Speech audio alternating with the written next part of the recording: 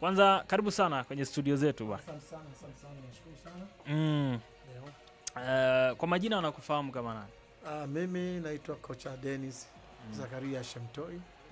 Ni katibu mkuu wa Arusha All Stars Veterans. Yes. Timu ya kwanza kuanzishwa katika Tanzania hii kwa sekta hiyo ya veterans.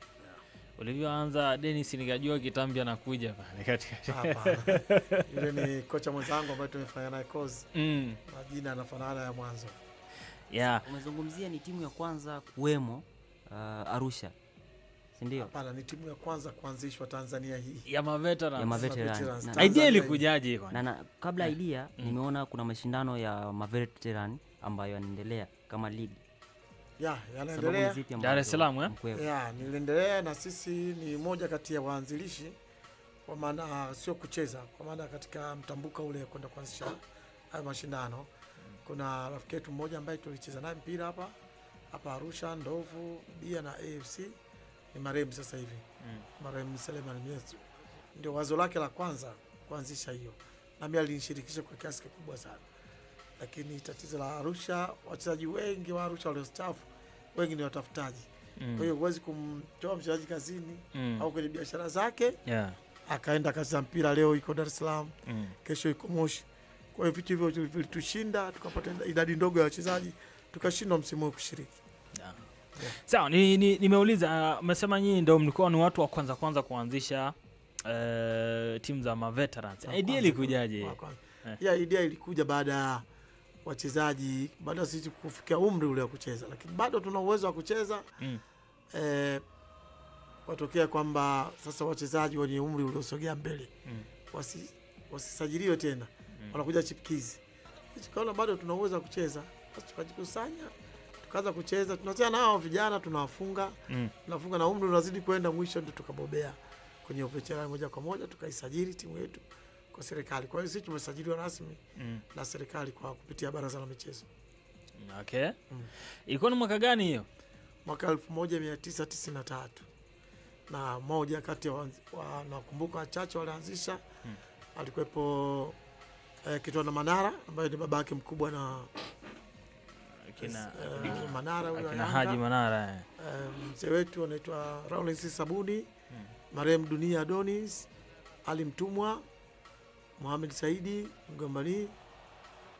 Wachezaji wengi, wazee wengi, siwezi kuwataja kwa mara moja nikakumbuka, lakini ni wengi sana. Kina Sami Agrey, Obingo, mimi nikiwemo mimi, Kudura Yusufu Masaninge, wachezaji wengi, wengine marehemu, wengine bado. Sawa, tulikuwa tunazungumza kuhusiana na ligi ya NBC ambayo inaendelea, na nafikiri mnaifuatilia kwa namna ambavyo inaenda sasa hivi.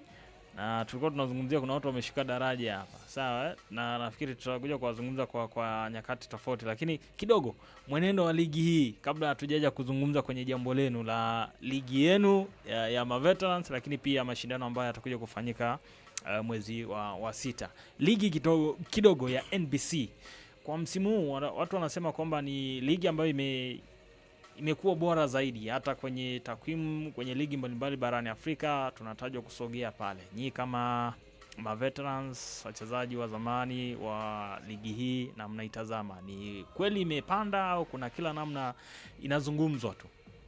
Ni kweli kuna maeneo ambayo unaweza ukazungumzia, ni kweli tumepanda, tumeiboresha ligi yetu, kwanza kwa kupata wachezaji wengi kutoka nje ya nchi ambao wakichanganyika na wazawa, unaona kuna kitu kimetengenezeka kikubwa. Na hata ukiangalia national team yetu, kwa sababu wachezaji wa Tanzania wanacheza na wachezaji wa kimataifa, unaona wamepata uzoefu, wanajua kitu gani wafanye, na national team inafanya vizuri. Kwa hiyo kwa kiasi fulani mimi nasema ligi imekuwa bora, lakini kuna maeneo yanalalamikiwa ambao TFF lazima wasikilize, wafanyie kazi. Kwa mfano maeneo ya waamuzi, inakuwa changamoto kwamba mtu anatabiri kwamba mechi ya kesho kutakuwa na penalty 2. Hatusemi kwamba la penalty zisitolewe, lakini inakuwa vile au inazidi. Kwa hiyo kwani zamani malalamiko hayakuwepo sana, au sababu tu tunaangalia labda kupitia kwenye TV muda mwingine vitu vinarudio ndo tunaona makosa yapo mengi tofauti na zamani ambacho ligi haikuwa sipendi kuwalaumu sana waamuzi, lakini kwa jinsi watu wengi wakilalamika basi lazima usikilize maoni yao. Lakini wanajitahidi na sehemu nyingi wanajitahidi. Makampuni mengi yameingia kudhamini tofauti na zamani. Zamani tulikuwa tukipewa jezi, sisi tukipewa jezi na bukta na socks ndio tunaita udhamini. Lakini sasa hivi watu wanapita hapo, wako mbali sana. Mpaka kuna mishahara. Zamani wanatikia kwenye karatasi kwamba utalipwa 100,000, lakini itapita miezi 3 hujalipwa. Kwa hiyo maeneo mengi yameboreshwa sana. Mimi napenda kuasifu TFF na viongozi waliopo madarakani. Sawa, hauko peke yako, uko na kiongozi hapa. Karibu sana kwenye studio zetu za Radio 5 na jitambulisha kwa majina yako. Karibu sana. Asante sana. Isogelee kwako kiongozi. Ninaitwa Engineer Matokeo Ouden. Naam. Katibu mkuu msaidizi wa klabu ya Arusha Stars Veterans. Okay. Karibu sana. Mara ngapi kufika humu? Hii ni mara ya kwanza kufika hapa studio. Karibu sana kwenye studio zetu bwana. Asante sana. Wewe mwenyeji wa wapi? Mimi mwenyeji wa asili ni Mbeya, lakini nimezaliwa Morogoro huko Tuliani. Naam. Na sasa makazi yangu ni Arusha. Nikasema huyu jamaa kama sio Kagera tumpe pole. Kumbe ni Mbeya. Mbeya wameshuka Ken Gold na kidogo wamepanda Mbeya City. Alafu Prisons naye kidogo dakika za jioni kabisa wanakaza kuendelea kusalia pale. Kwa hiyo hongereni, mkono bado unaendelea kuwa na timu. Tulikuwa tunazungumza kuhusiana na ligi ya NBC, lakini tuje kwenye jambo lenu ambalo litafanyika tarehe 13 na 14 ya mwezi wa 6. Watanzania wangependa kusikia kuhusiana na hili. Ni kipi ambacho kinaenda kufanyika? Mashindano yatakuwa ya aina gani na yanashirikisha kina nani? Karibu sana. Asante sana. Mashindano haya ni mashindano ya klabu za wazee Afrika Mashariki na Kati. Sekafa Wazee edition ya 3. Edition ya kwanza ilikuwa mwaka juzi. Ilifanyika Nairobi, Kenya, ambapo klabu yetu ya Arusha Star Veterans ilikuwa miongoni mwa waasisi. Na tuliingia finali na timu kutoka Rwanda. Tulipoteza nafasi ya finali, tukapata nafasi ya pili. Watu wanakuambia kufika finali tu ni ushindi. Ni ushindi mkubwa. Mwaka jana mashindano haya yakafanyika Uganda, yanazunguka kati ya nchi shiriki. Kule Uganda mabingwa walikuwa kutoka Kongo, na sisi Arusha Star Veterans tulipata nafasi ya pili, nafasi ya 3. Kwa mara nyingine tena bado mnachezea kwenye nafasi 3 za juu. Yes, kwa safari hii yako nyumbani, sisi ndo host. Na utaratibu kila nchi inatoa timu moja, isipokuwa kwa nchi mwenyeji inaruhusiwa kuwa na timu 2. Kwa hiyo hapa Tanzania tutakuwa sisi Arusha Star Veterans pamoja na timu ya Jimkana kutoka Dar es Salaam. Timu zingine zitatoka Uganda, Kenya, Kongo, Rwanda na Burundi. Kwa hiyo mashindano ni makubwa na huko tunakokwenda huenda yakajumlisha Afrika nzima. Ila kwa sasa ni mashindano ya Afrika Mashariki na Kati kwa timu za wazee. Kidogo labda nikurudishe nyuma. Kwa kushirikiana na mataifa mengine umeanza mwaka gani? Sasa hivi mwaka wa 3. Mwaka wa 3. Edition ya 3. Mkiwa mnashirikisha mataifa hayo yote. Yes. Na sisi ni waasisi pamoja na watu wa Kenya. Tulicheza mechi ya kirafiki miaka 3 iliyopita. Baadaye tukawaza tuwe na mfumo wa ushindani miongoni mwa nchi za Afrika Mashariki na Kati. Mwitikio ulikuwa vipi wakati mnaanza kama mechi ya kirafiki, lakini idea ikawa inakuwa zaidi mpaka mataifa mengine, ilikuwa kuaje? Mwitikio ni mkubwa sana. Unajua vilabu vya wazee vipo, lakini huko tulikotoka hakukuwa na organization proper ambayo iliweza kujumuisha haya mashindano. Timu nyingi zilikuwa zinafanya mashindano ya ndani. Kwa mfano sisi huko Tanzania huwa kuna mashindano ya kombe la 88, tuna mashindano ya Pasaka hivyo, lakini baadaye tukaona kuna umuhimu kushirikisha wachezaji mbalimbali kutoka mataifa mbalimbali ili kutuma ujumbe kwa vijana wanaokuwa sasa kwamba kuna watu walipita huko zamani walicheza mpira.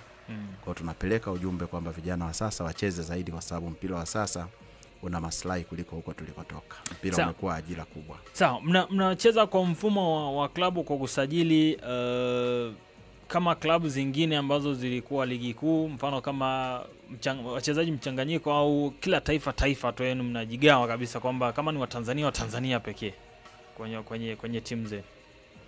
Sisi hatuna mipaka. lakini kuna utaratibu wetu wa kusajili kwamba tukianza kusajili tunakuwa na wachezaji hawa kama wachezaji 25 tumekubaliana katika ligi, basi hao ndio watakaosajiliwa. Haijalishi kwamba umetoka Uganda, umetoka Kenya, japokuwa sisi tuna members proper members ambao wako katika timu yetu ya Arusha All-Stars veteran, lakini kwa sababu ni mashindano ya kimataifa na nchi nyingine zote kama Rwanda, Burundi, Kongo, Uganda na Kenya wanaifanya kama national team. Alkazalika na sisi tukasema tuweke vionjo vya baadhi ya wachezaji ambao tunaona tutaendana nao. Kwa hiyo mwenzangu ataeleza baadhi ya wachezaji ambao tumewalika, ambao kwa kuamini kwamba sisi ni wamoja kama vile chombo chetu TFF, basi na sisi ni wamoja katika kuwakilisha nchi. Kwa hiyo tumechukua wachezaji wachache, mwenzangu ataeleza vizuri. Okay, kabla tujaenda mbali, tamani sana kujua, tunaona vijana wengi wanagusi sana miaka. Nyie mnaanzia miaka mingapi kama wazee?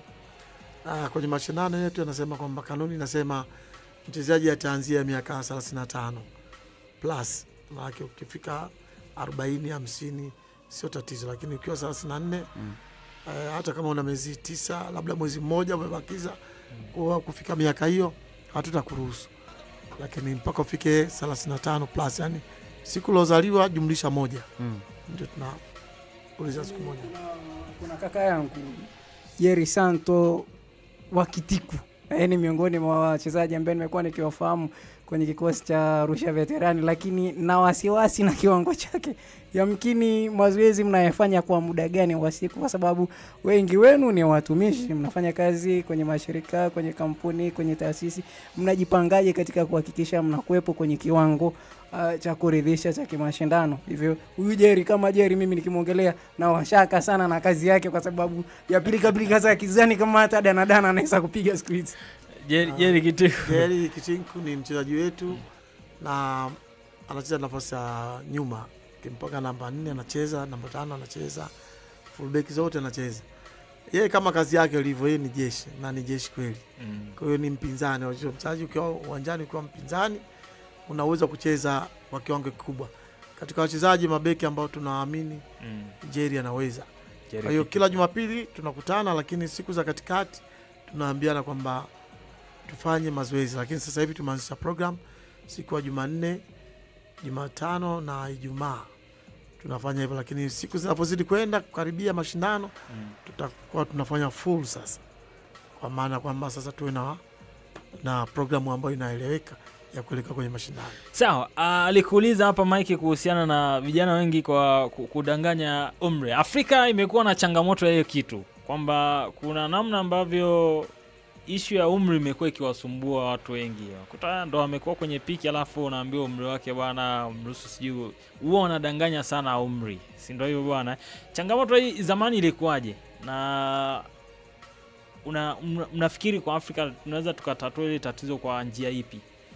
Hii tatizo sio kwa Afrika, ni dunia, kwa sababu unajua maisha ya mchezaji ni mafupi sana kwenye kucheza mpira.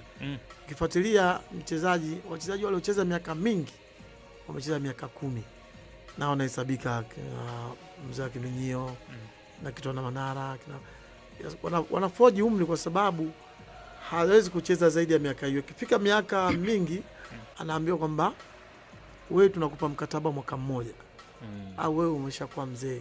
Kwa hiyo maisha yako sasa, ina maana honi na kuita kwamba wewe unakwenda kufanya shughuli nyingine tofauti na mpira. Hawezi uwe kocha msaidizi au daktari wa timu au vinginevyo. Kwa hiyo kile kitu ambacho umezamiria kinakuwa hakipo tena. Kwa hiyo maisha ya mchezaji kwanza wanaanza kusajiliwa na miaka 25, lakini akirudisha nyuma mpaka 20 ina maana anachezea miaka 15 mingine. Kwa hiyo imezidi mno. Hata wachezaji wengine ni kwa sababu tu ya kufichiana siri, lakini unaona kabisa huyu mtoto wa babangu mdogo na mdogo wake sasa hivi watu wanakuambia ndo maisha, utafanyaje? Kuna umri wa kazi na umri wa kuzaliwa. Sasa anatafuta maisha. Sawa, tuko na kiongozi hapa, engineer. Hebu tuambie baadhi ya wachezaji ambao tutaona hiyo tarehe 13 na 14, wachezaji ambao wako kwenye klabu yenu, lakini pia unaweza kutaja hata wengine ambao wako kwenye mataifa mengine ambao wako official watakuja kwenye mashindano ya tarehe 13. Tunao wachezaji mbalimbali ambao wapo wanaotoka hapa nchini mwetu, mikoa mbalimbali ni wanachama wetu, na wengine wanatoka nje ya nchi yetu. Kwa hapa tuna striker Hassan Mnyama. Huyu bwana ni mchezaji mzuri sana na mchezaji tegemezi. Hizo nchi zingine shiriki huwa zinamtambua sana Hassan. Huwa anawachacha. Hassan Isa Mangapi, namba 9, mzuri sana Hassan Mnyama. Lakini pia tuna golikipa Aldin Hashim Dosu, ashawahi kuwa golikipa wa timu ya taifa. Tuna wachezaji wa kina Aziz Nyoni Njalambaya, ashakuwa mchezaji wa Simba, Sigala, FC Arusha. Mwalimu wetu Rashid Dichama amecheza Afcon, amecheza Yanga, amecheza timu ya taifa, amecheza AFC. Kwa hiyo tuna wachezaji wengi kutoka nje ya nchi. Wapo marafiki zetu ambao ni wanachama wetu. Yupo Keoni kutoka Kenya, amecheza national team ya Kenya. Yupo Kidevu, amecheza national team ya Kenya, amecheza ligi ya Rwanda. Lakini pia tuna headmaster kutoka kule Bukoba anaitwa Niki, sentafu mzuri sana. Tuna wachezaji marafiki zetu kutoka Dar es Salaam kama wakina Haruna Moshi Boban, Ramazani Chombo Ridondo. Tuna golikipa wetu yuko hapa Arusha, ni askari yeye. Kwa hiyo kwa ujumla kikosi chetu ni kipana sana, kipana. Tuna wachezaji wa kutosha na tuna hakika safari hii kombe tutaweza kulipigania libaki hapa kwetu. Sawa, kama wenyeji maandalizi yako vipi mpaka kufikia hii leo kuelekea tarehe 13 na 14 mwezi unaokuja? Maandalizi yako vipi na mnatarajia kuwa na program gani hapa katikati mpaka kufikia hiyo tarehe ya mashindano ya siku 2? Kwa ujumla maandalizi yanakwenda vizuri sana. Viwanja vilikwisha kupatikana. Sehemu kubwa ya michezo yetu tutaichezea pale uwanja wa Sheikh Amri Abeid Stadium. Tarehe 13 na 14. Lakini siku ya tarehe 14 jioni tutakuwa ukumbini pale Masai Land kwa ajili ya kufanya closing ceremony na kumwandaa mtu atakayeandaa edition inayofuata. Vyombo vya habari kama hivi tumekuja hapa kuendelea kufanya sensitization kwa watu mbalimbali.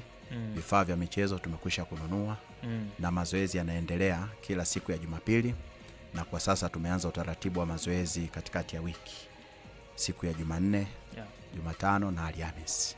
Kwa ujumla maandalizi yetu ni mazuri sana, na hata leo tumetoka kutembelea wadhamini wengine kwa ajili ya kuzungumza nao, kuangalia namna gani wanaweza wakasaidia au kushiriki katika mashindano haya, kwa maana mashindano haya yanabeba ujumbe mzito sana. Kwanza ni maandalizi ya Afcon 2027, lakini pia tunatangaza utalii wa nchi hii. Vivyo hivyo kuhamasisha kitovu chake kipo Arusha, utalii. Vivyo hivyo tunahamasisha amani ya nchi yetu. Na upande wa pili tunaunga juhudi za serikali katika kuendeleza michezo. Sasa hivi utaona kuna uwanja unajengwa mkubwa wa Samia Stadium Arusha. Haya yote yanafanyika na sisi kama sehemu ya jamii tunayapongeza pia. Okay. Na umezungumza mataifa baadhi ambayo tunazungumza kwamba yalichukua ubingwa. Ni mataifa mangapi ambayo yatashiriki Sekafa wazee 2025 na mama?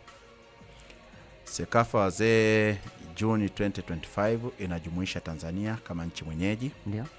Na nimesema kwa Tanzania tunatoa timu 2, sisi na Arusha Star Veterans pamoja na Jimkana. Lakini kuna nchi ya Kenya itatoa timu 1, Uganda timu 1, Rwanda timu 1, Burundi timu 1 na Uganda timu 1. Kwa utaona ni fursa kubwa sana kibiashara. Mahoteli yetu takriban timu mataifa 6. Timu 6 zitawasili. Na Guinea pia wameomba na wenyewe kushiriki. Lakini mashindano haya hatujiamlii tu. Kuna kamati na taratibu ndani ya nchi shiriki za Afrika Mashariki na Kati. Kwa hiyo tunajadiliana kule, wenzetu wakikubali Guinea watakuja. Wasipokubali sabaki hizo nchi 6. Sasa tumezungumza kuhusu hizo timu 6 ambazo zitakuwepo. Viwanja ni viwili ambavyo vinatumika ndani ya siku 2. Bingwa anapatikanaje? Kutakuwa na grupu A na B. Kwa timu 6 maana yake una makundi mawili, timu 3, timu 3. Kwa zitacheza watu 2 wa mwanzo watakwenda kucheza nusu finali, wale 2 wengine watakwenda finali. Kwa maana ya ambaye atakuwa na alama nyingi, ndio ambaye atakuwa kwanza na anayefuatia. Kwa hiyo 2 kutoka kundi A, 2 kutoka kundi B. Wa kwanza atacheza na wa pili huku.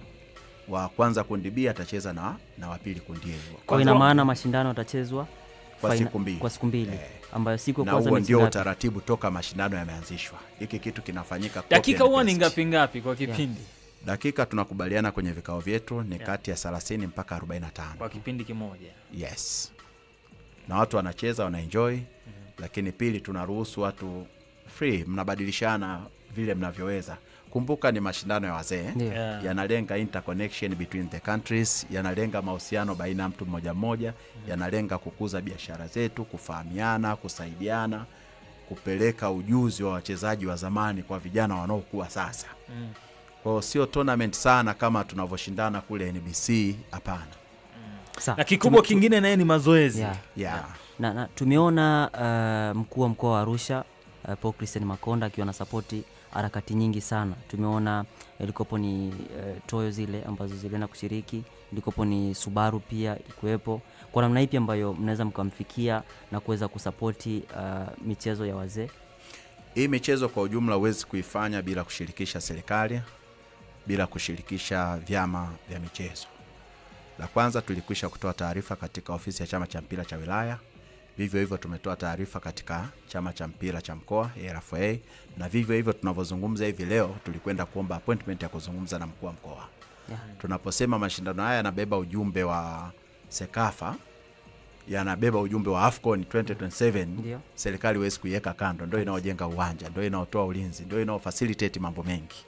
Lakini pia tunavyosema tunatangaza utalii, bado huwezi kuikwepa serikali. Kwa hiyo lazima wapate taarifa rasmi, aidha kupitia kwenye klabu yetu moja kwa moja au kupitia uongozi wa chama cha mpira cha mkoa ambao tayari wanayo hii taarifa, na chama cha mpira cha wilaya wana taarifa. Sawa, kwa namna ipi ambayo labda mnaweza mkamfikia yule mama ambaye yeye anauza ndizi, kwa sababu naona ni fursa kwa vile ni mataifa ni mengi yanakuja, lakini pia kuna timu kutokea Dar es Salaam inafika Arusha. Kwa namna ipi ambayo mnaweza mshawishi shabiki, kwa namna ipi ambayo mtamfanya yule mama ambaye pia anauza chakula kuweza kufika pale na kuweza kuuza au kupushi biashara yake? Kwanza tunafanya matangazo mbalimbali, na hii sio mara ya kwanza kushiriki mashindano haya. Ingawa kwa Tanzania ndio mara ya kwanza kuleta, ila kuna mashindano ya ndani ambao huwa tunafanya mara kwa mara. Kwa mfano kuna watu watatoa huduma za chakula, za chai. Maana yake tayari wale wanapata kipato. Lakini pia hatutarajii michezo yetu kuwa na viingilio. Kwa hiyo watu watakuwa na free entrance. Wataingia, watafanya biashara zao. Kutakuwa na wauza soda, wauza supu, wauza chai. Vivyo hivyo hoteli nyingi zitapata wageni wa kutoka ndani, wageni wa kutoka nje. Timu zinazotoka Dar es Salaam hiyo ya Jimkana itakuja na washabiki wake, watalala. Wale ambao kipato ni kidogo watalala kwenye hoteli za kawaida na watakula kwa mantilie. Wenye kipato kikubwa wanaweza wakalala Mount Meru Hotel, wakalala Silent Hotel ambako tumefanya booking ya ukumbi kwa ajili ya closing ceremony, wakapata huduma pale. Kwa kila mmoja atanufaika kwa sehemu yake, hata mwana daladala anaweza kufanya biashara. Kabisa. Kwa hiyo ni fursa. Yes, ni fursa kubwa tu. Sawa.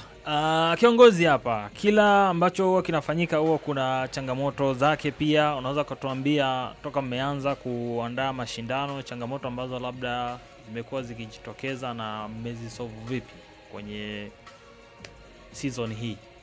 Changamoto ni kubwa, lakini kwa uzoefu ya kushirikiana na vyama vya soka tunaweza kulitatua, hasa wale wanaohusu mambo ya kimichezo. Kwa mfano swala la uwanja, unajua uwanja wetu uko busy sana. Kwa hiyo tunashukuru CCM kwanza na wadau, kwa sababu wametuwezesha kwamba kutupa hiyo siku ambayo inaendana nayo mashindano. Ukiangalia matukio mengi yanafanyika pale. Lakini pia tuna changamoto ya viwanja vya pembeni vya kufanya mazoezi. Sababu uwanja uko busy, sasa tuwe na viwanja vya pembeni. Utakuta viwanja viko mbali. Kwa mfano sisi uwanja wetu wa kufanya mazoezi ni Elboru Sekondari. Sasa mtu anafanya kazi labda kwa Mrombo, aenda kafanye uwanja wa Elboru alafu atoke kule arudi nyumbani. Inakuwa changamoto kubwa, lakini sasa hivi tunashukuru CCM wameturuhusu kufanya katikati ya wiki katika uwanja wa Shamla Bedi. Changamoto nyingine ni wafadhili wengi walikuwa hawajaelewa, lakini tunashukuru kwa kupitia vyombo vya habari sana, tunawasifu Radio 5. Sasa hivi tumeitwa na wafadhili zaidi ya 3 kwa leo tu tukazungumze nao. Unaona jinsi tunavyokwenda, siku zinavyokwenda tunazidi kuwapata watu, wanazidi kutuelewa, na siku kwa siku tutakuwa tumefanikisha lengo letu. Kwa sababu sisi kwa hapa tunajiita veterans, lakini kuna maveterani wakubwa wa nchi. Kwa mfano kuna mtu anaitwa Peter Tino. Sio kama wewe kumsikia. Tunamsikia sana. Sasa Peter Tino ana historia kubwa kwenye nchi, kwa sababu yeye ndio mchezaji pekee aliyewafunga wa Zambia na akatupeleka AFCON kule Nigeria Naam. mwaka ule wa mwisho. Ya? Ya, anaitwa Pichatino. Yuko Morogoro sasa hivi maisha yake. Lakini sisi tunamchukua, tunamleta hapa.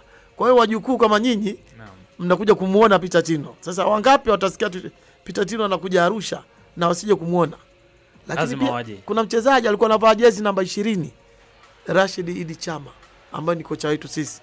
Amekwenda AFCON. Alicheza AFCON. Na kwenye nani ni kocha wetu kwenye mashindano haya. Kwa hiyo ni vitu ambavyo lazima vya kuangalia kwa macho, sio vya kufikirika. Vilikuwepo.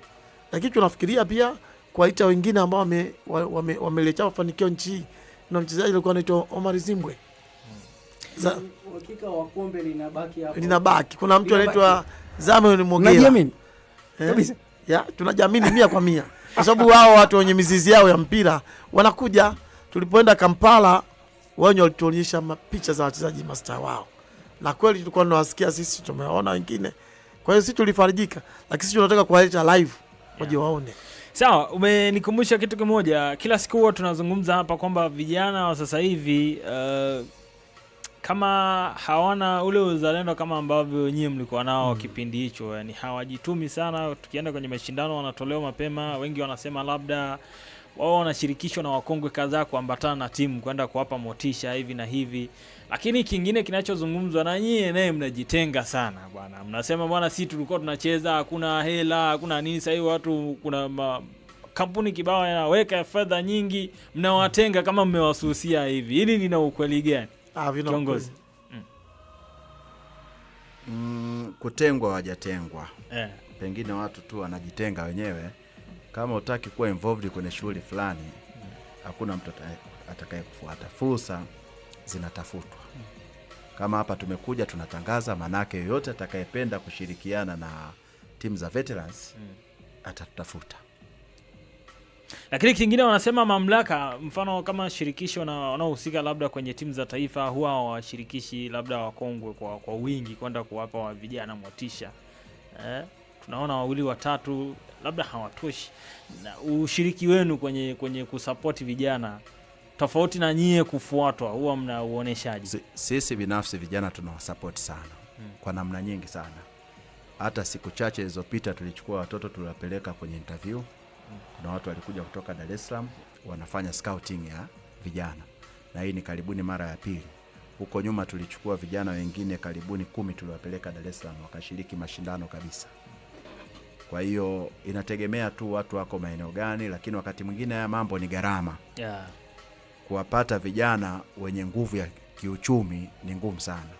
Kwa unapowatafuta lazima wewe umeandaa misuli ya kuaccommodate kwa kila kitu. Kula, kulala, vifaa vya michezo.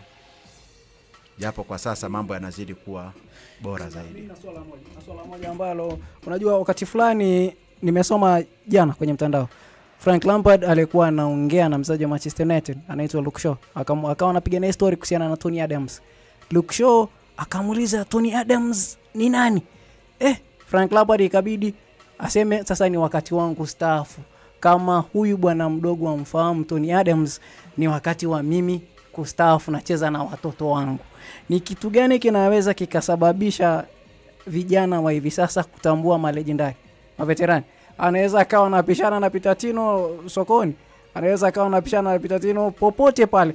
Amfahamu ni Pichatino, amfahamu huyu ni Chama, amfahamu huyu ni Mogela, amfahamu huyu ni Omar Kapilima, amfahamu huyu ni nani. Ni kipi tunaweza tukakifanya kwa vijana kuelewa malegendari walioweza kupita? Kiachana na mchezo wa veterani nini, labda itengenezwe documentary, labda watafutwe waujiwe, ama namna gani kwa upande wenu nyinyi?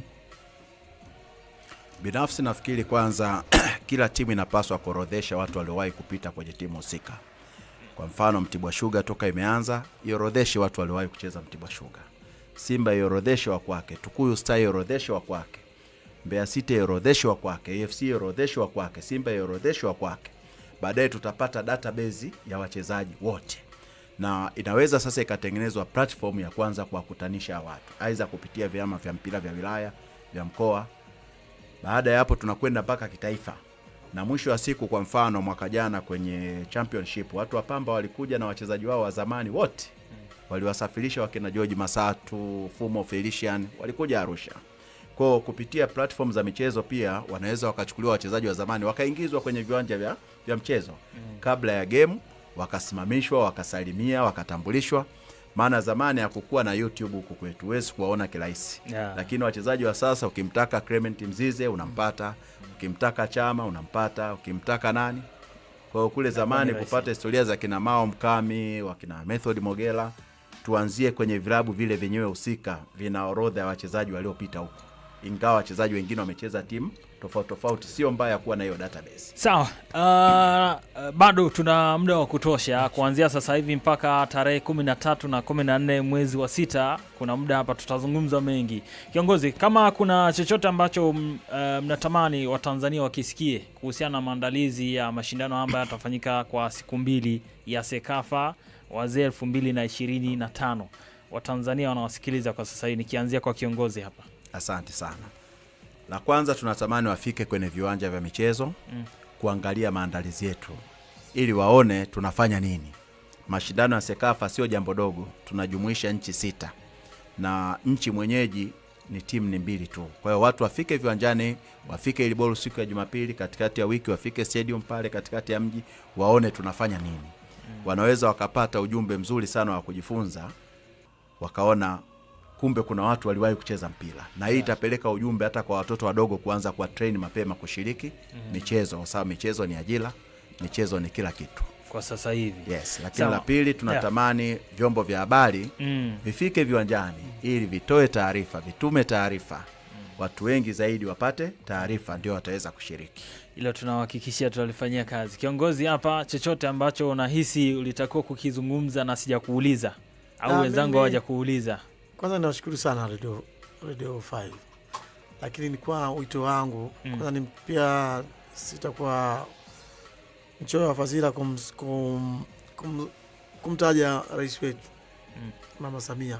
Naam. Amehamasisha sana michezo. Sana.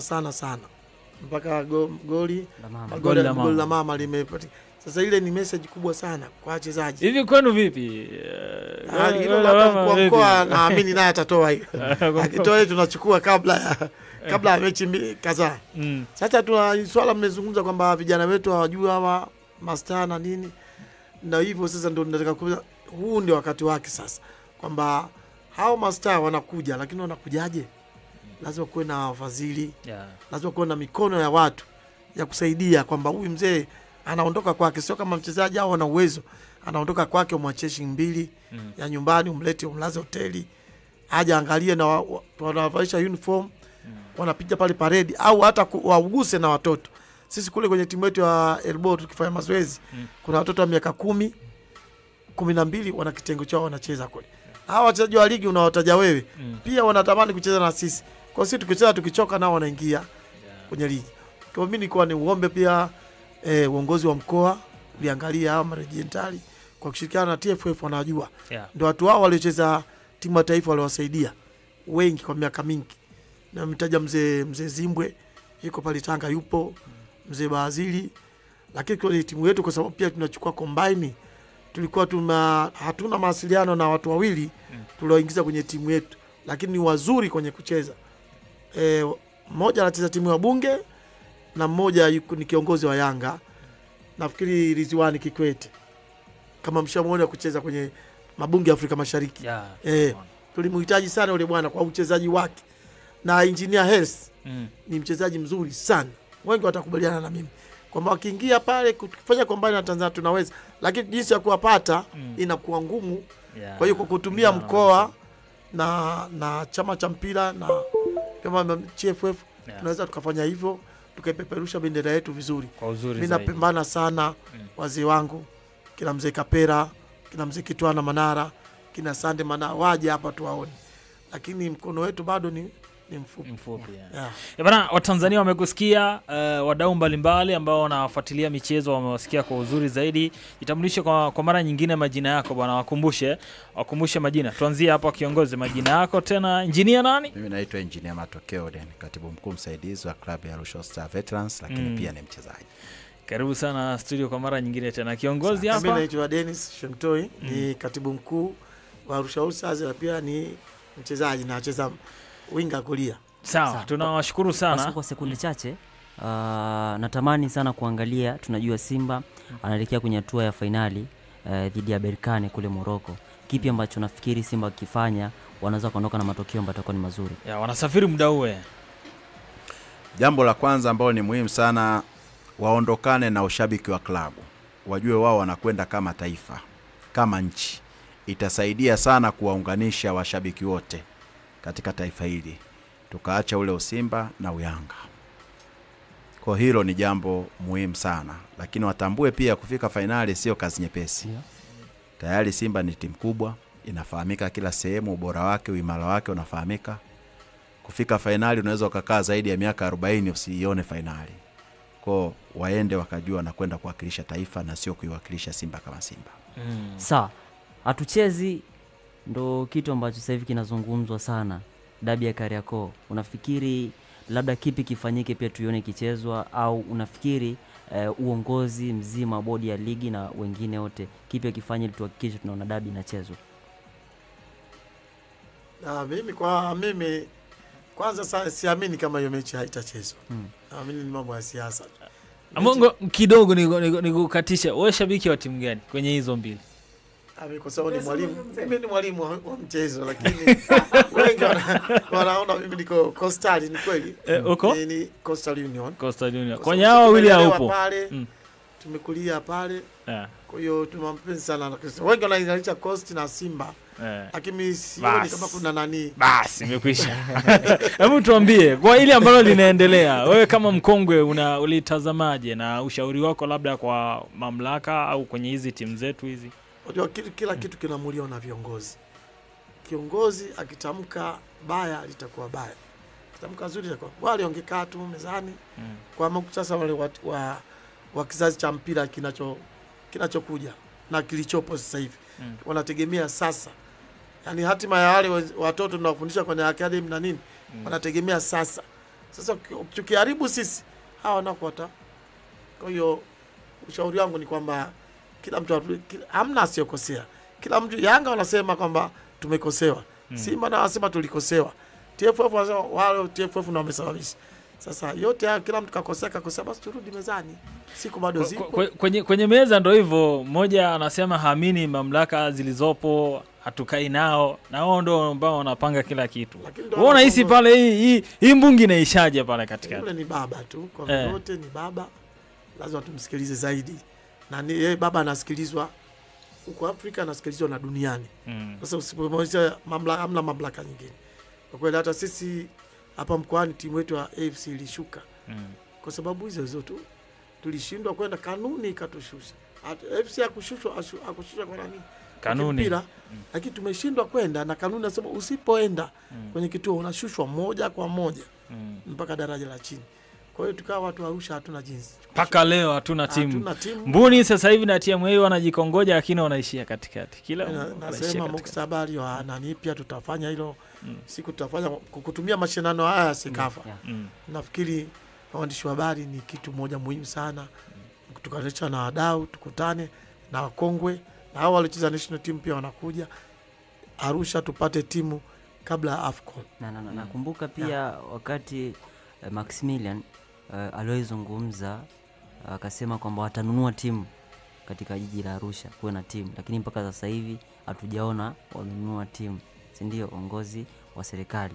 Kwa hiyo tusubirie tuone kwamba mpaka AFCON ifike tunaweza pia tukawa na timu hapa katikati. Kikubwa zaidi tunatamani sana kuona Arusha ikiwa na timu. Ni jiji kubwa na ni jiji la kitalii, na ukitazama Pasco unazungumza baadhi ya hoteli zinahitaji timu kutoka nje ya Dar es Salaam au timu kutoka nje ya mkoa au hata taifa kuja Arusha kucheza mchezo, sio?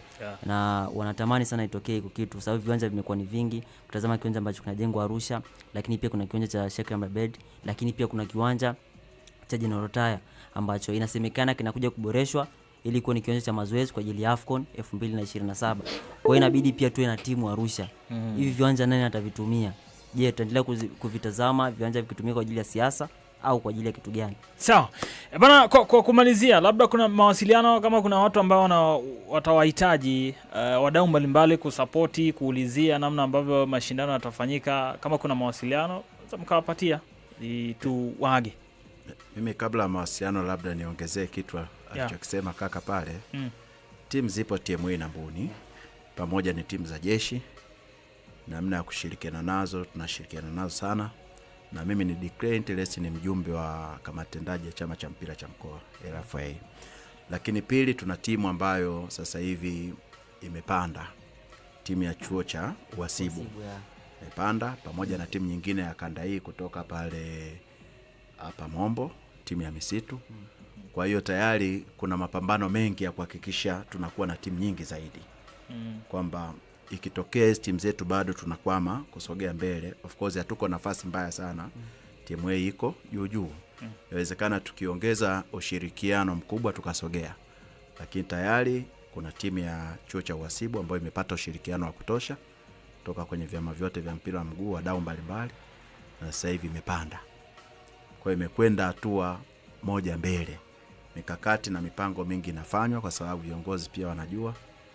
Ndugu yetu Mjema, mwenyekiti wa chama cha mpira mkoa, na viongozi mbalimbali, kuna mikakati mingi wanafanya, wanatoa ushirikiano wa kutosha kuhakikisha mpira wa Arusha unakuwa.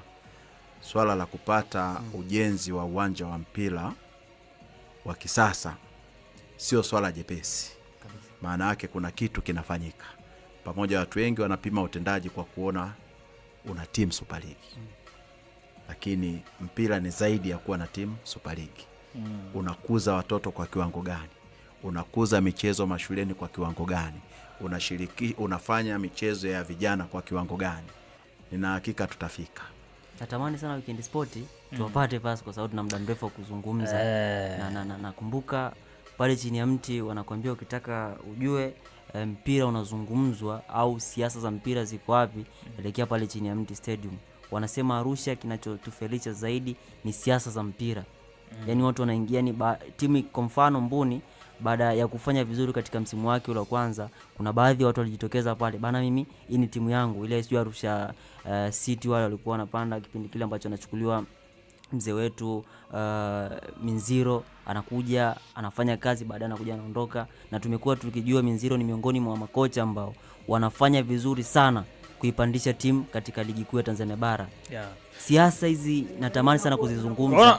Nafikiri sababu ya muda hawa tuko nao, hawa tunao ni wao kwetu. Sawa bwana Weekend Sports tulishawaalika, tumewaalika hapa onie kabisa, watu wajue kwamba tutakuwa na ninyi Jumamosi mchana kama saa 8 mchana mpaka saa 11 tutazungumza kuhusiana na maendeleo ya mpira wa miguu kwa mkoa wa Arusha pia na timu zetu kwa ujumla. Lakini tunawashukuru kwa hili ambalo mmekuja nalo kuhusiana na Sekafa kwa wazee 2025 maveterans hawa, na amezungumza kwa uzuri zaidi. Bado tuna siku kadhaa hapa katikati, tutaendelea kuwasiliana kuwapa watu updates kipi ambacho kinaendelea. Kama kuna mabadiliko mtakuwa mnayazungumza, lakini mmetualika viwanjani, tutakuwa tunahudhuria kwenye mazoezi yenu. Karibu sana kwa mara nyingine tena. Hapa ndo Radio 5, the only choice, chaguo pekee. Karibu sana. Asante sana.